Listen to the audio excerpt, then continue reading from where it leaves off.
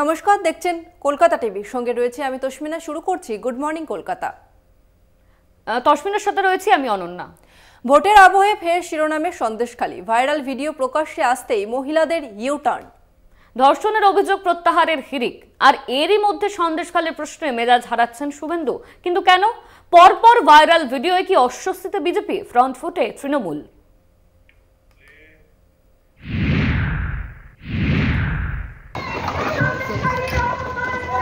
হ্যাঁ, মহিলার অপমান।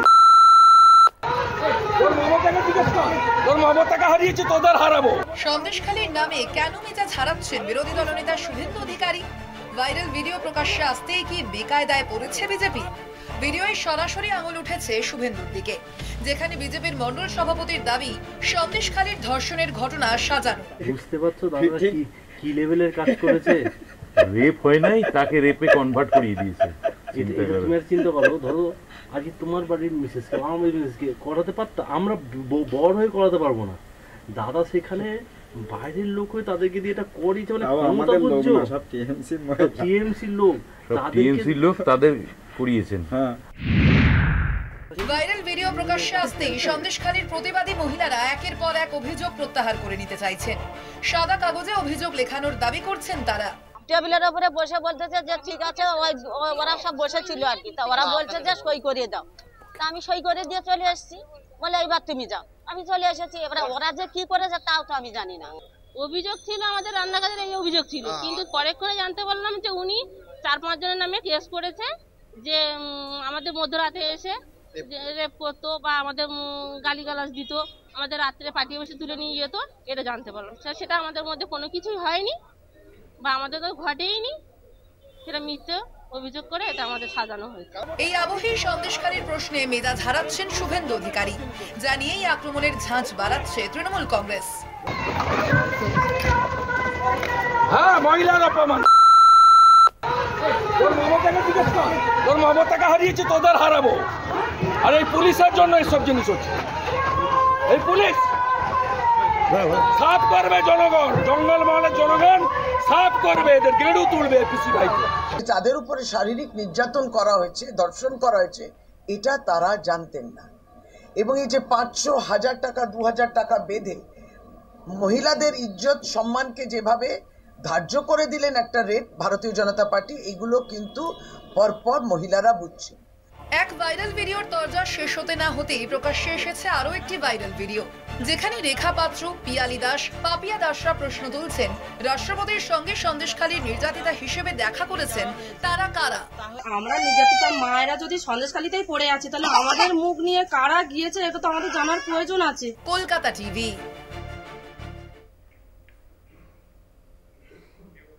সন্দেশখালীর একের পর এক ভাইরাল ভিডিওয়ে শোরগোল। বিজেপির বিরুদ্ধে সুর চড়াচ্ছে তৃণমূল। সাজানো মিথ্যে পরিকল্পিত চক্রান্ত, কমিশনের চিঠি তৃণমূলের। অবিলম্বে চক্রান্তকারীদের বিরুদ্ধে আইনি ব্যবস্থা নেওয়ার দাবি। সন্দেশখালীর শক্তি স্বরূপা, মহিলা নির্যাতনের বিরুদ্ধে অন্যতম প্রতিবাদী মুখ বিজেপি প্রার্থী রেখা পাত্র, যার সঙ্গে কথা বলেন খোদ প্রধানমন্ত্রী। রেখা জি নমস্কার। नमस्कार प्रधानमंत्री जी, आपका बहुत धन्यवाद। सवार प्रथमे अपना के शुभेच्छा जानाई। आप एक बड़ा दायित्व निभाने जा रही है, इस समय कैसा लग रहा है? बहुत अच्छा लग रहा है, और आपका हाथ मेरे सर पे है, मेरा संदेशखाली का माँ बहन के सर पे आपका हाथ, आप तो हमारे लिए भगवान समान है। लग रहा है राम जी हमारा साथ है और राम जी का हाथ हमारा सर पे है। ऐसा है, इन माताओं बहनों का हाथ मेरे सर पे है। এবার সন্দেশখালীকে হাতিয়ার করে বিজেপির বিরুদ্ধে অল আউট আক্রমণে তৃণমূল কংগ্রেস। সন্দেশখালীর ঘটনা সাজানো মিথ্যে পরিকল্পিত চক্রান্ত। কমিশনে চিঠি লিখে নালিশ জানালো তৃণমূল কংগ্রেস।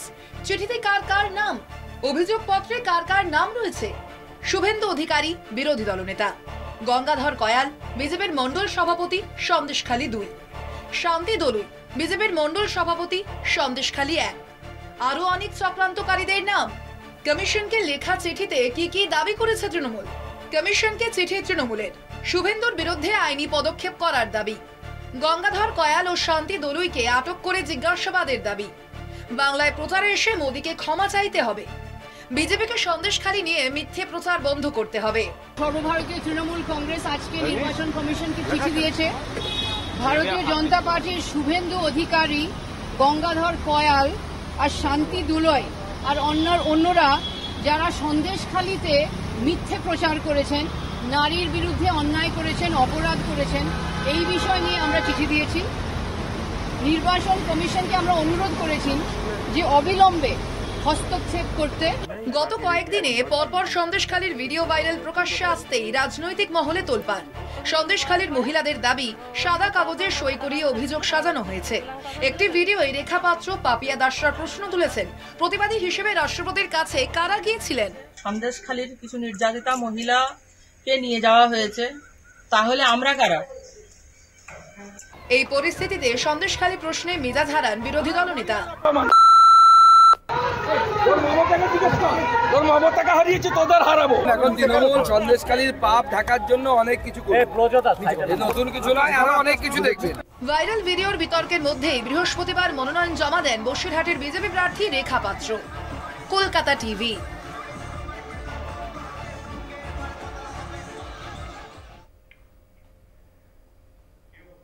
সন্দেশখালীতে জোর রহস্য, ভাইরাল ভিডিও সামনে আসতেই একের পর এক রহস্যের মোড়ক খুলছে। মহিলা কমিশনে মিথ্যে অভিযোগ দায়ের করা নিয়ে সন্দেশখালীর মহিলাদের নিশানায় বিজেপি নেত্রী পিয়ালি দাস। পিয়ালি দাস ও বিজেপি প্রার্থী রেখা পাত্রের নিশানায় আরও এক বিজেপি নেতা অনুপম দাস। ফলে গোটাটাই আপাতত হযবরল।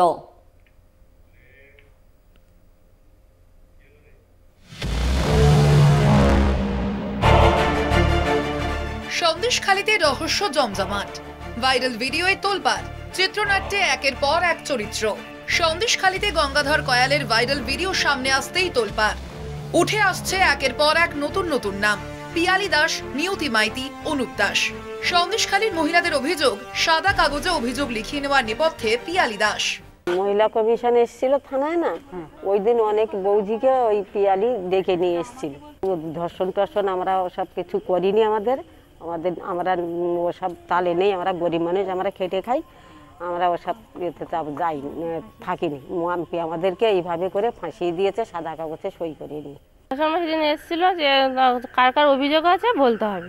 সে অভিযোগ বলার পরে সাদা কাগজ হাতে দিল, সাদা কাগজে ব্ল্যাঙ্ক কাগজ দিল, ব্ল্যাঙ্ক কাগজে সই করতে হবে। ওই সই করে দিয়ে চলে গেলাম বাড়িতে। তারপরে 4-5 দিন পরে তারপরে থানার থেকে একটা নোটিশ যায়। নোটিশ যাওয়ার পর জানতে পারি যে আমরা কেস করেছি। কি বিষয়? ধর্ষণের কেস, যেটা সম্পূর্ণ মিথ্যে। ওটা আমাদের মধ্যে ঘটেইনি। ওরা ষড়যন্ত্র করে আমাদের ফাঁসানোর চেষ্টা করেছে। পিয়ালির বিরুদ্ধে থানায় এফআইআর দায়ের করেন সন্দেশখালীর মহিলারা। অভিযোগ, মুখ খোলার পরেই তাদের হুমকি দেন পিয়ালি।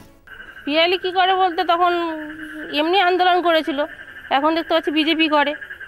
কিন্তু কি পিয়ালি, কি তার পরিচয়? আজকে থানায় ওরা আমাকে হুমকি দিচ্ছে যে মার্ডার করে দেবে।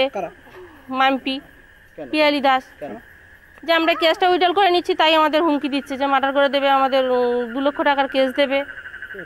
দিল্লির বাসিন্দা পিয়ালি সন্দেশখালীতে এসে জানুয়ারি-ফেব্রুয়ারি থেকে উত্তপ্ত সন্দেশখালীর আন্দোলনের মুখ হয়ে ওঠেন তিনি। কিন্তু সন্দেশখালীর বিজেপি নেতা অনুপ দাসের দাবি, পিয়ালি নামে সন্দেশখালীতে কোনো বিজেপি নেত্রীই নেই। সন্দেশখালীতে বিজেপি করে পিয়ালি বলে। আমি 30 বছর রাজনীতি করছি, কাউকে চিনি না, ঠিক আছে? নতুন যদি কেউ এসে থাকে, আমি ছবি না ভিডিও দেখে আমি বলতে পারবো। পাল্টা পিয়ালির দাবি, অনুপ বিজেপি দলের কেউ নয়। অনুপ দাস হচ্ছে বিজেপির কেউ না, উনি মানে একটা সমাজসেবী সংস্থার সাথে যুক্ত আছেন। এরই মধ্যে আরো এক ভাইরাল ভিডিওয়ে তোলপাড়, যেখানে অনুপ দাসকে নিশানা করেন পিয়ালি দাস ও রেখা পাত্রেরা। অভিযোগ, অনুপ দাস ধৃত তৃণমূল নেতা শিবু হাজরার কাছ থেকে টাকা নিয়েছেন। রাষ্ট্রপতির কাছে সন্দেশখালীর মহিলাদের বদলে অন্য মহিলাদের নিয়ে গিয়েছেন। রাষ্ট্রপতি ম্যাডামের কাছে সন্দেশখালীর কিছু নির্যাতিতা মহিলাকে নিয়ে যাওয়া হয়েছে, তাহলে আমরা কারা? আমরা তো সবাই সন্দেশখালী আন্দোলন বা নির্যাতিতা, আমরা সবাই তো গেছিলাম প্রধানমন্ত্রী PM স্যারের সাথে দেখা করতে। তাহলে আমাদেরকে ছাড়া রাষ্ট্রপতি ম্যাডামের কাছে কারা গেল? আমরা তাহলে কারা? অনুপ দাস, খবর পেয়েছি যে অনুপ দাস নিয়ে গেছেন। অনুপ দাস তো ভিতরে শিবুর কাছ থেকে মাস গেলে 10,000 টাকা করে, শিবুর হাজারের কাছ থেকে মাস গেলে পয়সা নিত। ভিডিও বহু পুরনো, পরে সাফাই পিয়ালির। ওটা অনেক আগের ভিডিও। ওটা যে ভিডিওটা আপনারা কথা বলছেন পরিস্থিতি আলাদা ছিল বলতে কি বলতে তখন আন্দোলন করা ছিল, আন্দোলনের সময় সৈকত দাসও তখন আমাদের সাথে ছিল, পাপিয়া দাসও আমাদের সাথে ছিল। ফেক না সত্যি ভিডিওটা একদমই ওটা অনেক পুরানো ভিডিও। কে বা কারা তাহলে সন্দেশখালীর আন্দোলনের মুখ? বিজেপি প্রার্থী রেখা পাত্রের ভূমিকাই বা কি? বিভিন্ন চরিত্রের আড়ালে কি রহস্য? সন্দেশখালীর মহিলারা কি আসলে কোনো চক্রান্তের শিকার? এরকম নানান প্রশ্নের উত্তর জানতে চায় সন্দেশখালীর সাধারণ মানুষ, জানতে চায় Bangla. Kolkata TV. Good morning কলকাতায় এখন সময় একটা বিরতির। ফিরছি বিরতির পর, সঙ্গে থাকুন। ফিরে এলাম বিরতির পর। শাহ মোদির টার্গেট ৩৫, বঙ্গ বিজেপির শীর্ষ নেতৃত্বের কাছে বড় চ্যালেঞ্জ। ৩ দফা ভোটের পর ভোটদানের হার দেখে বঙ্গ বিজেপির কপালে কি চিন্তার ভাঁজ? তাই কি মেজাজ হারাচ্ছেন দিলীপ, শুভেন্দু, সুকান্ত শিশির? ২৪-এর 18 থেকে কমে গেলে চাকরি যাবে শুভেন্দু সুকান্তর। তাই কি মরিয়া বিজেপির বঙ্গ ব্রিগেড? ভাবছি কার মাথায় ভাঙবো সেটা খুঁজছি। কোন আদালতের ঘাড়ের উপর দিয়ে তৃণমূল কংগ্রেস নেতারা বাঁচতে চাইছিল, কারণ এসএসসি যদি যোগ্য অযোগ্য আলাদা করে তাহলে অযোগ্যরা তো টাকা দিয়ে চাকরি পেয়েছে, তারা ক্যালাবে রাস্তায় ধরে তৃণমূল নেতাদেরকে বাড়ি গিয়ে কলার ধরে টাকা নিয়ে নেবে। কানটা খুলে শুনে রাখুন, হামিদকে বাড়ি থেকে বেরোতে দেব না, বাড়ি থেকে বেরোতে দেব না। সব বুথে ছজন করে কেন্দ্রীয় বাহিনী। এটা পটাশপুরের যিনি বড়বাবু আছেন উনি খুব চ্যাম্পিয়ন ওসি, অতএব ওকে টার্গেটের মধ্যে রাখা আছে, ওর ছবি আমার কাছে আছে। মেজাজ হারাচ্ছে বঙ্গ বিজেপি। বিজেপির শীর্ষ নেতৃত্বের মুখে কুকথার বন্যা, ভোট আবহে কুকথার রাজনীতি গেরুয়া আঙিনায়। বিজেপির শীর্ষ নেতৃত্বের মুখে অশালীন কথায় শোরগোল। বাঁকুড়ায় চোর চোর ও গদ্দার স্লোগানে তেড়ে গেলেন শুভেন্দু অধিকারী। সন্দেশখালীতে ষড়যন্ত্রের অভিযোগ শুনেই গালিগালাজ। বাঁকুড়ার রায়পুরে রাজনৈতিক তরজা চরমে। মমতার পুলিশ, হ্যাঁ, মহিলার অপমান। তোর মমতাকে হারিয়েছি, তোদের হারাবো। আর এই পুলিশের জন্য এইসব জিনিস হচ্ছে। এই পুলিশ সাফ করবে জনগণ, জঙ্গল মহলের জনগণ সাফ করবে, এদের গেড়ু তুলবে পিসি ভাই। শুভেন্দুকে কড়া ভাষায় আক্রমণ তৃণমূলের।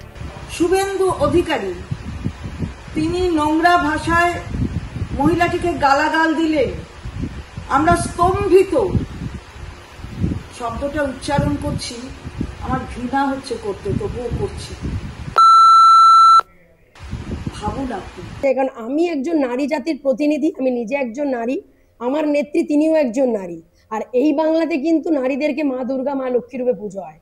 তাই সেখানে বিরোধী দলনেতা যে অশ্রাব্য ভাষায় আমাদের আক্রমণ করেছে, যে খারাপ কথা বলেছে, উনি যদি অবিলম্বে 24 ঘন্টার মধ্যে ক্ষমা না চান তাহলে কিন্তু গোটা রাজ্য জুড়ে আন্দোলন হবে। এবং শুভেন্দুর থেকে এক কাঠি ওপরে দিলীপ ঘোষ। মমতা সম্পর্কে লাগামহীন কথা বলে কমিশনের শাস্তির পরেও থামছেন না বর্ধমান দুর্গাপুরের বিজেপি প্রার্থী। কখনো বেল কিনে বলছেন মাথায় ভাঙবেন, কখনো চমকাচ্ছেন থানার আইসিকে। ভিডিও ডিএম ঘেরাও করবো, আর কিচ্ছু করবো না। শেষের দিকে দম বন্ধ করবো, সবাই থেকে বেরোতে দেবো না। কথা কিরকম চামচাগিরি করে দেবো, বাপের জমিদার নাকি জুতিয়ে লম্বা করবো।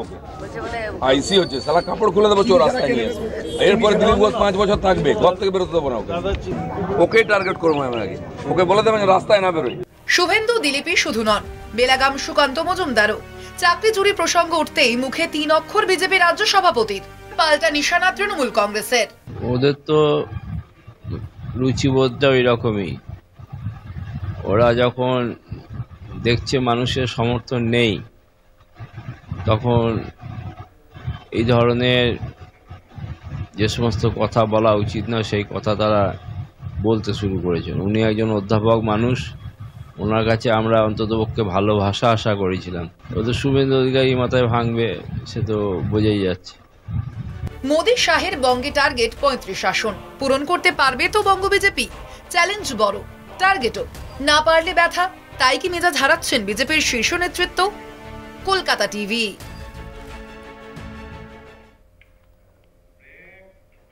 এখন সময় একটা বিরতির। ফিরছি বিরতির পর, সঙ্গে থাকুন। ফিরে এলাম বিরতির পর। এ যেন শান্তিনিকেতনের ভিতরে আর এক টুকরো শান্তিনিকেতন। সেখানেই অনুষ্ঠিত হলো রবীন্দ্রনাথ ঠাকুরের জন্মবার্ষিকী। গতানুগতিকতার বাইরে গিয়ে অন্যরকম রবীন্দ্রনাথের সাক্ষী হয়ে রইল পঞ্চবন আর্ট রিসর্ট।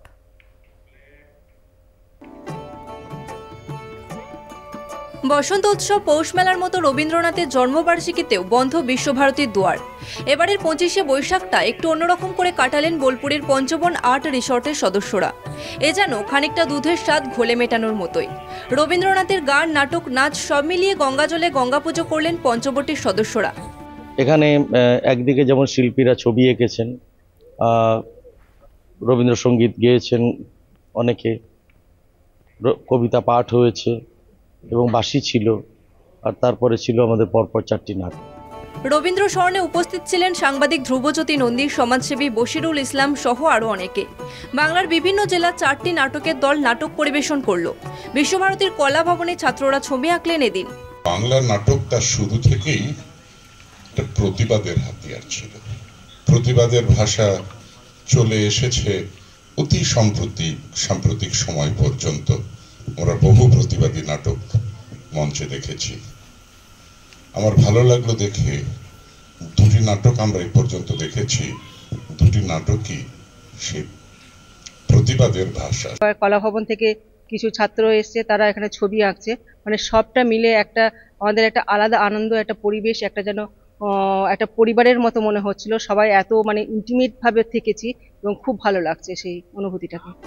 নাচ, গান, নাটকের সুন্দর সন্ধ্যা শেষ হয়ে গেলেও তার রেশ যেন এখনো জিয়ে রয়েছে সদস্যদের মধ্যে। পঞ্চবটির আরও এমন সুন্দর সুন্দর অনুষ্ঠানের আয়োজন করবে তা নিয়ে আশাবাদী দলের সদস্যরা। বোলপুর থেকে মনা বীরবংশীর রিপোর্ট, কলকাতা টিভি।